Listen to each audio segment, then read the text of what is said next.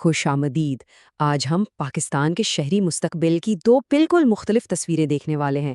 ایک طرف ایک ایسا شہر ہے جو تاریخ کی گہرائیوں سے ابھرا ہے، اور دوسری طرف ایک ایسا شہر جسے ایک خالی کینوس پر بنایا جا رہا ہے۔ چلیں دیکھتے ہیں کہ یہ دو کہانیاں ہمیں کیا بتاتی ہیں۔ سوچیں، یہ بات 19ویں صدی میں کہی گئی تھی۔ کراچی کے بارے میں ایک ایسی پیشگوئی جو اس کے زبردست مستقبل کی طرف اشارہ کر رہی تھی۔ اور سچ پوچھیں تو یہی وہ جذبہ ہے، یہی وہ عزم ہے جو آج بھی اس شہر کی کہانی کو آگے لے کر چل رہا ہے۔ اچھا، تو کراچی کو سمجھنے کے لیے ہمیں اس کی تاریخ کی کئی پرتیں ایک ایک کر کے کھولنی ہوں گی۔ تو چلیں شروع کرتے ہیں۔ اسکندر اعظم کے زمانے کے ایک کیمپ سے لے کر محمد بن قاسم کی فتح، پھر برطانوی دور اور آخر میں پاکستان کا پہلا دارالحکومت بننے تک، اب دیکھیں کراچی کی تاریخ واقعی میں تہہ در تہہ بنی ہوئی ہے۔ برطانوی راج میں شہر کو صاف صاف دو حصوں میں بانٹ دیا گیا تھا، ایک وائٹ ٹاؤن اور دوسرا بلیک ٹاؤن۔ اور یہ صرف نقشے پر لکیریں نہیں تھیں، نہیں، یہ گہری سماجی تقسیم تھی جس کے اثرات کہیں نہ کہیں آج بھی نظر آتے ہیں۔ اور پھر آیا 1947۔ تقسیم نے سب کچھ بدل کر رکھ دیا۔ لاکھوں کی تعداد میں مسلمان پناہ گزین، جنہیں ہم مہاجر کہتے ہیں، کراچی پہنچے۔ اس ایک واقعے نے، اس بڑی ہجرت نے نہ صرف شہر کی آبادی کا نقشہ بدلا، بلکہ اس کی روح، اس کی ثقافت، اس کی پہچان کو ہمیشہ کے لیے ایک نیا رنگ دے دیا۔ اچھا، تو اب ذرا حال کی طرف آتے ہیں، دیکھتے ہیں کہ اس تاریخی بنیاد پر آج کی بلند و بالا عمارتیں کیسے کھڑی ہو رہی ہیں، وہ امنگیں جو سچ میں آسمان کو چھو رہی ہیں۔ آج کی کراچی کا عزم اس کی اونچی ہوتی عمارتوں میں نظر آتا ہے۔ اس کا اسکائی لائن جو پچھلی کچھ دہائیوں میں حیران انگیز طور پر بدل گیا ہے، اس کی معاشی طاقت کا کھلا اعلان ہے۔ اور اس نئی اسکائی لائن کا سب سے بڑا ستارہ کون ہے؟ بحری آئیکن ٹاور۔ ذرا سوچیں، 300 میٹر کی بلندی، یہ عمارت تو جیسے آسمان سے باتیں کرتی ہے۔ لیکن کہانی صرف آئیکن ٹاور کی نہیں ہے۔ اگر آپ دیکھیں تو پچھلے کچھ سالوں میں ڈولفن سٹی ہو یا لکی ون مال، کراچی میں اونچی عمارتوں کی ایک لہر سی آ گئی ہے، اور یہ سب مل کر شہر کے تجارتی اور رہائشی دونوں طرح کے ماحول کو بہت تیزی سے بدل رہی ہیں۔ مگر کراچی کی ترقی کی ایک اور حقیقت بھی ہے۔ یہ ترقی بہت آرگینک ہے، مطلب خود بخود ہوئی ہے۔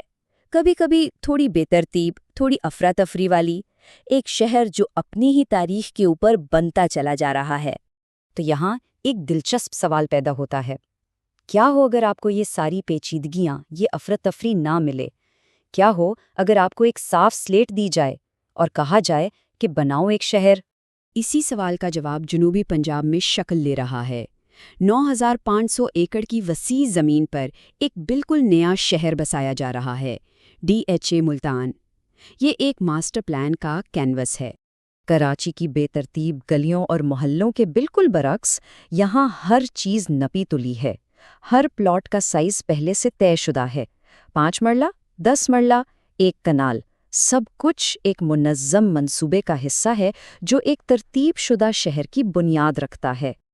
اور یہ بات سمجھنا بہت ضروری ہے کہ یہ منصوبہ صرف مکان بنانے کا نہیں ہے، نہیں، یہ ایک پورے لائف سٹائل کو ڈیزائن کرنے، اسے انجینئر کرنے کے بارے میں ہے۔ یہاں ویژن یہ ہے کہ ایک ایسی کمیونٹی بنائی جائے جو محفوظ ہو، اعلیٰ معیار کی ہو، اور جہاں ہر جدید سہولت شروع سے ہی موجود ہو۔ مطلب آپ کو ایک پلگ اینڈ پلے حل مل رہا ہے۔ یہ ایک مکمل پیکیج ہے جو خاص طور پر اوورسیز پاکستانیوں اور پروفیشنلز کو بہت اپیل کرتا ہے۔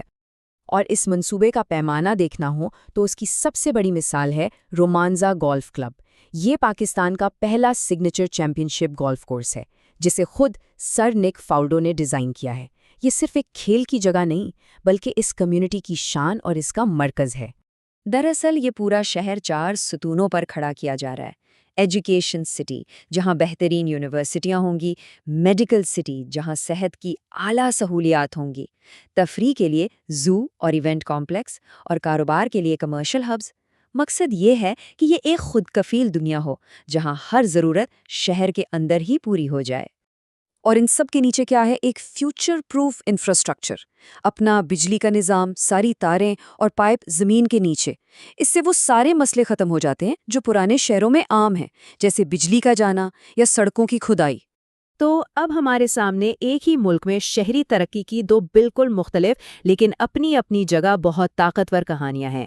ایک طرف ہے کراچی کا آرگینک ارتقاء، تاریخ کی تہوں پر بنی ایک میگا سٹی جس میں ایک خاص قسم کی توانائی ہے، بھلے ہی وہ تھوڑی بے ترتیب کیوں نہ ہو۔ اور دوسری طرف ہے DHA ملتان کا ماسٹر پلان، ایک صاف ستھرا، سوچا سمجھا اور انجینئرڈ لائف سٹائل۔ یہاں سوال یہ نہیں ہے کہ کون سا ماڈل بہتر ہے یا کون سا برا، بلکہ یہ ایک ہی ملک کے دو الگ الگ عزائم کو سمجھنے کی کوشش ہے۔ ایک طرف اپنے تاریخی ورثے کو جدید بنانا اور دوسری طرف بالکل نئے سرے سے بہترین شہر بنانا۔